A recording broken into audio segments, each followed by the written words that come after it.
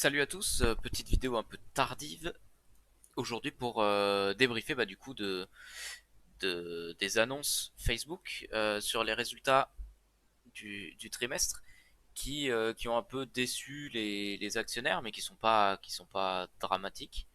C'est pas mauvais mais on perd un petit peu de croissance en fait et de comment dire, le problème c'est que l'entreprise perd un petit peu d'élan et risque de bah, déclencher une croissance un petit peu plus faible que ce que les autres GAFAM vont présenter. Après, on va voir au niveau des chiffres, c'est pas dramatique, puisque on fait toujours des bénéfices et des beaux bénéfices, et il y a potentiellement des, des belles choses à voir à l'avenir. Alors, on va commencer tout de suite avec le disclaimer. Toutes les informations contenues dans cette vidéo sont publiées à titre informatif uniquement. Ce n'est en aucun cas une recommandation d'achat. Investir en bourse comporte des risques. Donc, si vous regardez la vidéo, c'est que vous êtes au courant de la baisse qu'il y a eu aujourd'hui. Et aujourd'hui, ce qui fait pas plaisir, c'est que on s'est tapé 26% de baisse sur le cours. Donc, bon là, ils l'ont pas mis à jour puisqu'il est arrêté au 31 janvier, ouais, au 2 février. Donc il n'y a pas eu, mais aujourd'hui, on a perdu 26%. Voilà, donc 26% pourquoi? Parce que en fait, on a publié aujourd'hui les chiffres du trimestre de Facebook et non seulement on est un tout petit peu en dessous de ce qui était attendu par les investisseurs, de ce qui était espéré, mais surtout ils annoncent pour le trimestre prochain qu'on devrait avoir un chiffre d'affaires entre 27 et 29 milliards, alors qu'on en attendait entre 30 et 33 milliards. Donc ça va faire 3 milliards de chiffre d'affaires de perdu. Enfin, en tout cas, on attend moins de chiffre d'affaires que ce qui est prévu, 3 milliards de moins. Maintenant, est-ce que c'est dramatique? Non, puisque en fait sur les chiffres qu'ils ont publiés, on a quand même 10 milliards de bénéfices nets. 10 milliards de bénéfices nets. Donc l'entreprise est loin d'être mal en point et elle est sur une constante de 10 milliards de bénéfices nets par trimestre. Donc ça, on est bon. On a un P/E ratio qui était à 22, mais bon, là vu qu'on est descendu de 26%, c'est-à-dire d'un quart, vous pouvez baisser d'autant le P/E ratio et on commence à être sur du coup une GAFAM avec un P/E ratio très faible et donc enfin très faible pour une GAFAM, ce qui est un point d'entrée exceptionnellement intéressant pour Facebook. Il est intéressant pour qui? Pour ceux qui croient dans le métaverse. Facebook, c'est la première année où on a une baisse du nombre d'utilisateurs.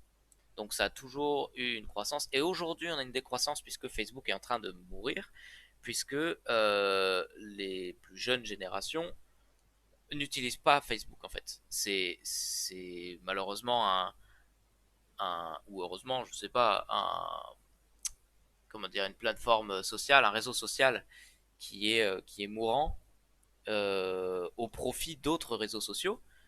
Typiquement, ce qui marche énormément, c'est les shorts comme TikTok. Alors, Facebook s'est mis à en faire et ça a exactement le même attrait.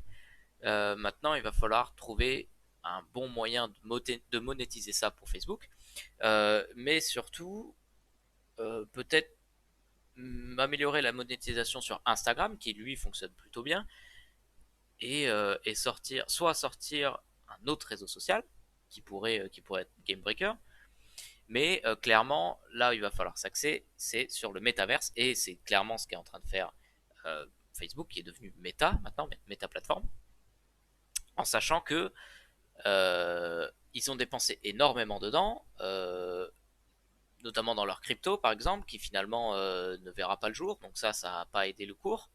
Ils ont dépensé pas mal, c'est eux qui ont les Oculus Rift par exemple, donc ils sont vraiment, ils forcent en fait sur le métaverse.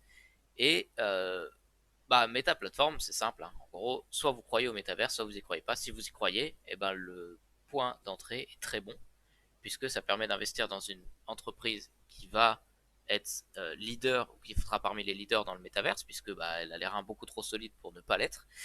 Et, et justement, elle a les reins solides, donc vous êtes loin de la faillite. Et même s'il y a une décroissance, l'entreprise a un PE ratio qui est pas si haut que ça, et des bénéfices nets qui sont très intéressants. Donc là, il estime sous-côté, et encore elle a perdu 26%. C'est la GAFAM qui a le PE ratio le plus bas, hein, de loin.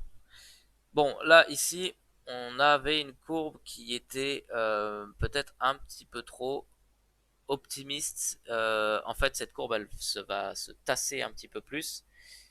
Et, et bon, bah après, ça va dépendre de ce que va donner le métaverse pour savoir si ça va augmenter plus que ça ou pas.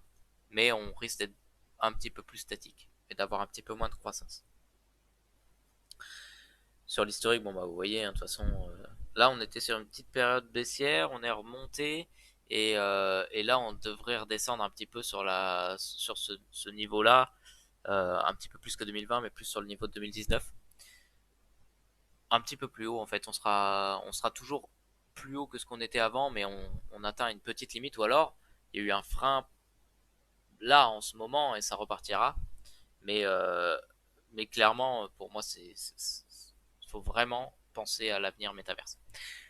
Bon, après, sur le reste, de toute façon, je vais pas vous présenter Facebook plus que ça. On a des capitaux propres qui sont phénoménaux, aucune dette, des bénéfices nets qui sont phénoménaux, des employés, de plus en plus d'employés. Ça vendait pas mal au niveau des insiders, mais parce que bah, on savait les chiffres qui allaient être annoncés.